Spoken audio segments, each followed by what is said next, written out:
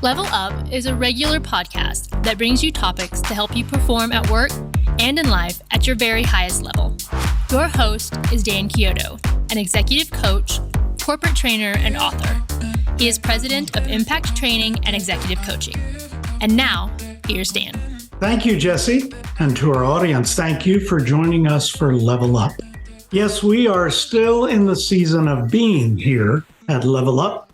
So far this year, we've had Be Polite, and then Be Bold, and then Be Kind, and Be Engaged. And today's episode, number 73, episode 73, is entitled Be Brave. My guest has been on Level Up before. She spent a good part of her career as an administrator in the field of endocrinology. But another part of her life, an important part of her life, is in the theater. She is a singer, a great actor, and has been doing those two things since the age of 5. Along the way, in her acting career, she became a producer and director, and does that for a theater in the Midwest. My guest is Marilyn Bouldin. Welcome, Marilyn. Glad to have you here. Thank you. Great to be here. Today, we have to be brave because that's what this is all about. So yeah. That's the title. Now, let's talk a little bit about you. Have there been times in your life when you had to be brave? And if so, let's discuss that if we could. Sure. Well, I think I'm being brave right now by being on your podcast, but I'll be serious. I couldn't help throw that in. Please don't be serious, Jess. Yeah, of course. I think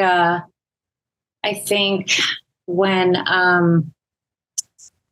my little girl was terminally ill, I had to reach down into my soul and my guts and reach up, with my faith and be brave for our family, for her, more importantly, for her, for my mother, when she took her life due to pain from illness, it was necessary to be brave then.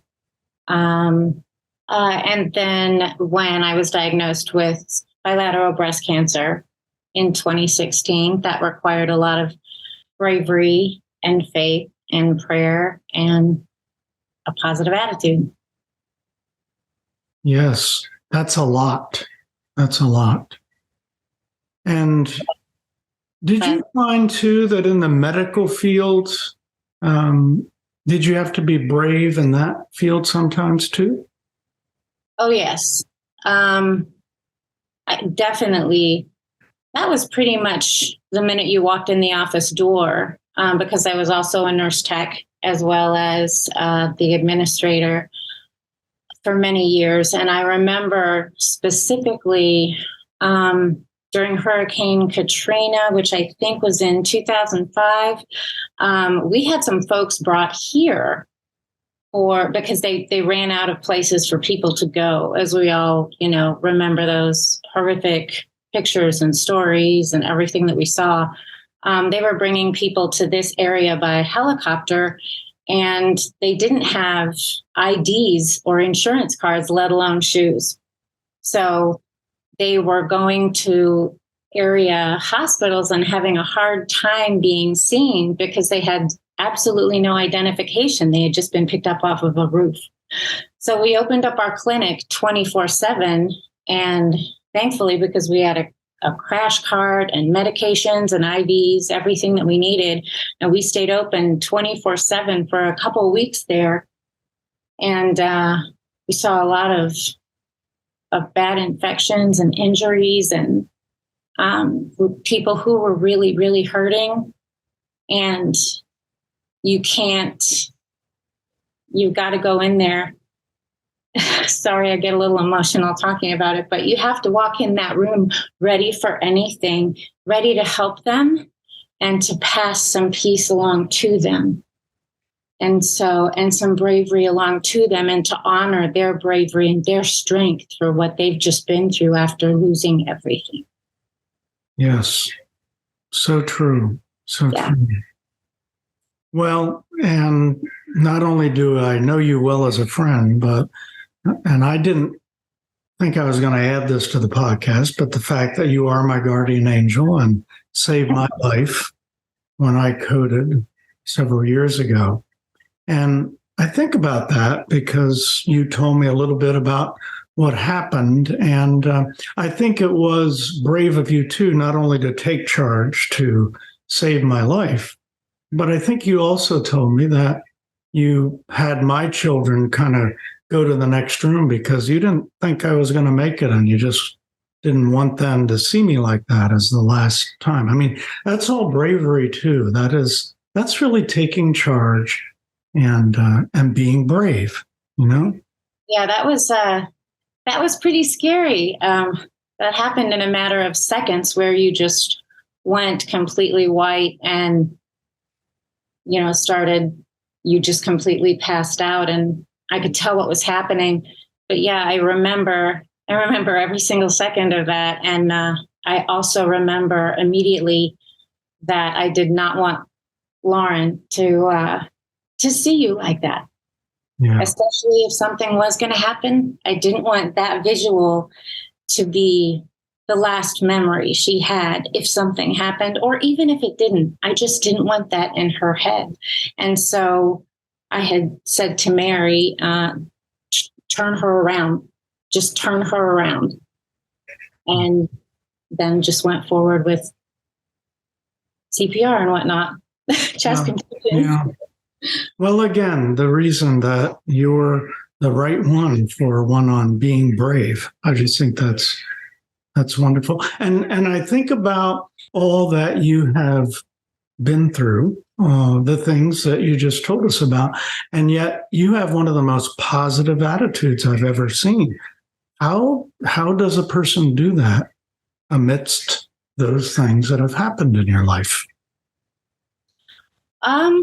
I think that it has a lot to do with my faith. I think it's definitely a choice, and I'm certainly not judging anyone who doesn't have a positive attitude as their primary outlook in life. Not at all. But growing up and throughout my life, I've been around folks who were pretty negative, and I've seen how it affected them, and I didn't want that. And so, sure, I mess up sometimes, definitely. But I know that a positive attitude affects my spiritual, mental, physical health and well-being. And that's just not something that I'm willing to sort of let go by the wayside. So it's imperative to me that every morning when I wake up, I realize, I know that I'm very blessed and fortunate to be here. And so before my feet hit the floor, I thank God that I'm here. I thank him for the day, whatever's going to come at me. And I have a great group of friends and an inner circle and theater family and my blood family and my friends. And, I think it's also about the people that you surround yourself with. Yes, because your positivism that you have affects all of us. There are some people like you that have that persona and have that impact that your positivism affects all of us and helps us all feel good. I hope so. I hope so. Yes. So I bet you've helped other people be brave in their lives. Have you ever been called upon to help some others be brave? I have. And now that you're mentioning that, I remember that in high school, I went to a private Christian high school in Kokomo, Indiana. And I remember there were a couple of times that a teacher would call me out of a class and say, so-and-so's having a really rough time. I don't know how to, and I was a senior at that time. And that only, it only happened a handful of times, but it did happen. And And so I think I just hung on to that because it was such an incredible experience to be able to walk in and be with someone. And it still is today, with whoever I'm with, whether it's a friend or a fellow actor or someone who is in the cast. And I can take them aside and just say, hey, you can do this. Take a breath. You can hit that note. Imagine jumping over the note. Imagine it's all in what we imagine and what we think about and what we sort of build up in our belief system that we can do. And you have to tell yourself that over and over and over. And we all have insecurities. Oh my goodness. I have a list. But you have to go with what you've got. That's right. That's right. Well, on the flip side, we're going to go through that list of your insecurities. No, I'm just kidding.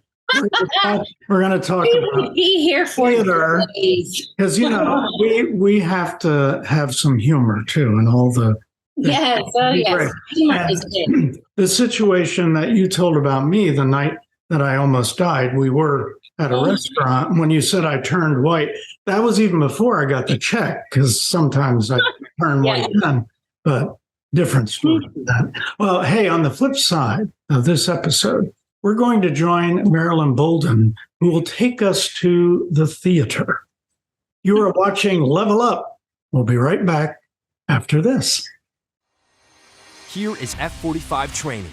The F stands for functional training, a mix of circuit and HIIT-style workouts geared towards everyday movement. 45 is the total amount of time for sweat-dripping and heart-pumping fun.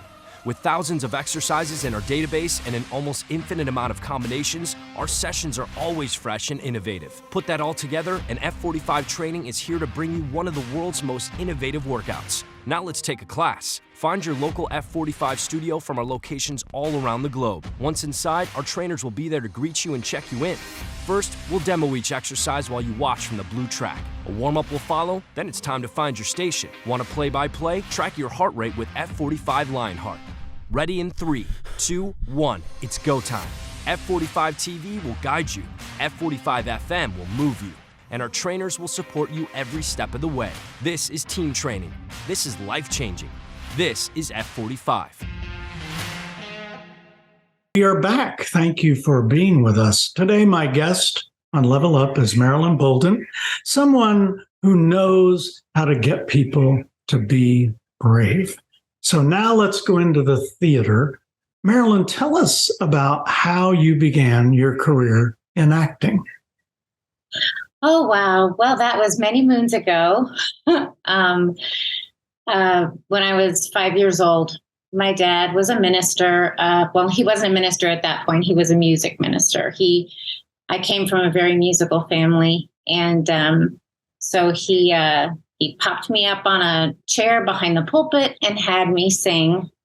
And that was the first time, but he taught me everything. And he had been an actor, and he had directed many musical cantatas, and both of my parents had really spent a lot of time, especially doing large cantatas and numbers in church theaters in California and in Illinois. So it just kind of progressed, and between church and school and community theater, a little bit of modeling here and there back in the day. So that's pretty much it. That's great. So now let's talk about bravery in acting. Mm-hmm. Do you need bravery in acting? Yes. Yes. I think that acting is, there's a vulnerable part of yourself that whether you're drawing from yourself for a certain role, whether it's a role that requires a lot of, singing or belting or, what have you, there's definitely some bravery required there. Mm-hmm. And I imagine then that preparation is everything. Do you think? Yes, I do. Preparation is key, whether you're acting or directing. I think that it's different for, when you're acting, you want to totally immerse yourself into your character. You want to understand the character, do a character analysis, but really be able to, the minute you walk into the theater, for a rehearsal, one of my favorite things as an actor to do is leave everything else out there, because it's such a great escape to be able to walk into the theater and start getting into character. And when you do that, sometimes it takes your insecurities, leaves them out there, and your character sometimes feels like they're more brave than you are, if that makes any sense. So you get to be somebody different the whole time that you're there. And I love that. I love that because when I work with clients, I will tell them that if they're not having the best day, if there might be a little attitude issue and they feel like they're not their best, or someone else notices that they're not doing their best, I always say, when you come to work, you're on stage. Yeah. It should be that way, because now we're playing the part of whoever it is. And I ask them, did you ever go to a play and have someone stop in the middle of their lines and say, I may not be so great tonight. I have a little headache, so I might not be at my best. I mean, it's just something you don't see. And right. I think it's good to do a good job at acting, to get into that role. It is. It's fun, and it's quite an experience. I think one of my favorite roles, excuse me, was a role I played in Eleemosynary, which was a cast of 3 generations of women in a family. And I was in the middle. We had the daughter, the mother, the grandmother. And it was very, our director was more of an organic director. We had a very simple set. But you've got 3 people on stage for 90 minutes, and my character never left the stage for actually 95 minutes. And you realize that you need to, you've got to stay in character. You can't drop character for anything. And so, but doing so allows you to then, if you can be comfortable in the skin of that character, then that allows you to be brave enough to get the job done. Mm-hmm. So, yeah. And what are your thoughts about, I'll tell you something that I saw recently when Dame Judi Dench was interviewed about her years in theater and television. And I just love her in anything. I just think she's great. Yeah. So she loves the theater the best. Television was okay. And she played in, as time goes by, she played with Jeffrey Palmer. And Jeffrey, I guess, did every line specifically the way it should be done and moved exactly as he should. And she was more off the cuff on TV. Mm-hmm. But she loved the theater. And the one thing that she loved was that she said every night it was a different audience. And so every night she probably performed a little differently according to that audience. What do you think of that? Oh, that's 100% true.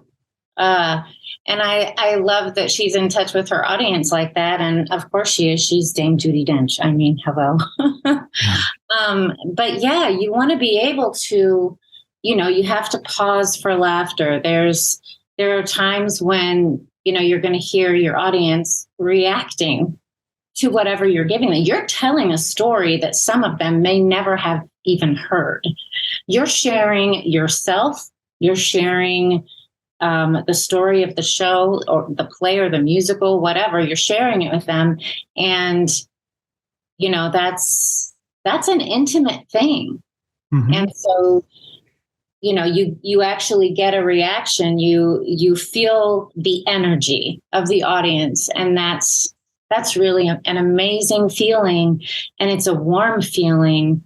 And it's incredible. I would think, I haven't done a lot of TV, but I've done a little bit of local television here and there in different places that I've lived. And I personally, I would go with theater too. Right. I think a person harder. It's more challenging. I shouldn't say that, because I probably have friends who are going to yell at me now, but we can't, when you're on stage, you can't say, oh, I need to do another take of that because it was just bad.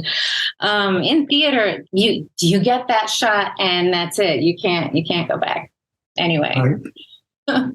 And I think there's something about, I like to be in front of a camera, and I also like to do keynote speaking, that sort of thing with a large group. That is great. And I think sometimes you just feed on that. And some people who haven't considered it before maybe should think about that. My wife is a tap dancer, and she loves to take classes, and she does classes all the time. But her real passion is performing. And you can see it when she does it. She likes that being on stage, which I kind of like that too. And I think that it would be good for people to consider that. But we'll hold that for the end of this episode. I want to know, going back to bravery again, I want to know, did it take bravery to now decide that I want to produce and direct? Well, at JLT, I certainly do more directing and acting, not so much production. But no, I don't think it did. I think it was just a change. And I was ready. I had, when you're in training in school and whatnot, you have to direct. You have to. It's part of the requirement. And I had directed before, so it had been a while because I certainly enjoy acting. But I think it's just it's a completely different beast, if you will, to direct and to take on a show. So do you like both things, acting and directing, or now that you're directing, do you feel like that's really where you want to be? I really like both equally. I don't think I could choose. However, I will say I've been directing back-to-back shows lately, and I'm ready to act again. So I'll be doing something somewhere in that area at some point. So if you are directing actors, what do you do to help them be brave in their parts? Anything you want to share with us about that? Sure. Well, for example, right now, directing the musical Funny Girl for JLT. And one of the best things I can do for my actors is give them a great production team. And so, our music director, our costumer, our choreographer, stage manager, everybody, lighting, sound. It's giving them a great and supportive and knowledgeable production team really makes an atmosphere of the ones I choose. Anyway, I prefer them to have a positive attitude. They're all hardworking. They all are there for the actors. They promote an environment of kindness and support so that it's not cliquish. I don't like that. I want everybody to feel included, regardless of it's community theater. And so whether you've been doing theater for a long time, or you've trained professionally, or you have not, or you've been away from theater for many years and come back, we're all on the same playing field. Let's do a show and have some fun and do it well. That's right. And I grew up near New York City, and so there are so many plays there, so many things to see. Yeah. But I must admit, right now in Florida, we are going to see several productions for the year and become members of being able to do that for so many shows. It's just as exciting. It's just as exciting because these people work hard and they do a great show. And when you're in the audience, you just get wrapped up in that, and you feel like you're anywhere, like you're any theater, any country, just really getting into what's going on. So that's what you do with community theater. I think it's wonderful. Yeah. So if you're getting wrapped up in the show, then those actors are doing their jobs. Right. Now, have you had some actors that you worked with as a director, and they surprised themselves in what they could do? Absolutely. I love those moments. I think that it's so great, if I happen to have an actor who's so excited, they come into audition and they give a great audition, and then they get in there and they really get into the meat of the script and into their character. And then there might be a little something that they're unsure of. And, they come to me and they say, Mayor, I don't know about that. And so one of my favorite things is to, I think I said this earlier again, just remind them of who they are and what I see in them and what I know they can do. And so whatever little time on the side we need to take to chat, or if we need to run some lines or whatever we need to do, let's do that, because I believe in you. I know you can do this. And then when they do it, they literally are laughing. They are, I can't believe I did it. I did that. I did it. Oh, and that's the best thing ever. Yeah. We need more of that at every organization, where we're told that I know you can do this, and you know that you can do this. And then we just focus on what people are achieving. That is great. So what do you have to say for people who have listened to this episode and might be thinking of stepping on stage? They've never been on stage before, or don't know how to go about this. What should they do? I think head to your community theater in your area. Some people have more than one, and give it a shot. Go to an audition, and you can go. Usually there are 2 nights. Go give it a shot. See what you think. Do some research online and be prepared. But also go into it. Don't walk into that theater thinking, oh, I don't know if I can. I'm not this. I'm not that. I'm not pretty enough. I'm not talented enough. Because you know what you are. You are. And so be strong and be brave and walk in there knowing that you are an incredible human being and you possess more skill than you even realize, and potential and personality. And the world would love to see and hear from you. That's great. What wonderful words to wrap up the episode. If you're a young person and listening to this, it could be a career that you want to go into. Definitely. And if you're older, I was thinking back as you said that about a conversation I had one time. I had some moments with Larry King, who was one of the greatest interviewers ever. And that's what I knew him from. And I told him, I said, Larry, I said, you are the greatest interviewer ever. And he said, yeah, you know what I really want to do later in life? Now, he was in his 80s. I want to do stand-up comedy. Oh, wow, I believe that night, he was a keynote speaker and he had people rolling in the aisles. He was great. So here's someone that is very accomplished saying, someday this is what I want to do. Mm-hmm. Don't wait for someday. Don't wait for someday. Do it today. Yeah. I think John Maxwell says someday means never. So it's time to do it. Time to do it. Time. Thank you, Marilyn. Thanks for being on our show today and sharing your life, those important points in your life, and all about being brave. It was marvelous. My pleasure. Thanks for having me. You bet. We appreciate you for taking the time to do this, and to our audience. Thank you for being here with us.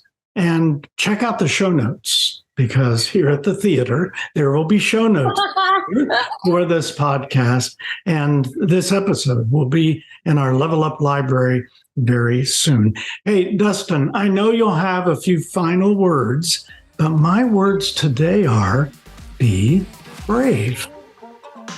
If you feel like this information was valuable to you, Dan would love it if you'd click the like button and subscribe to the channel.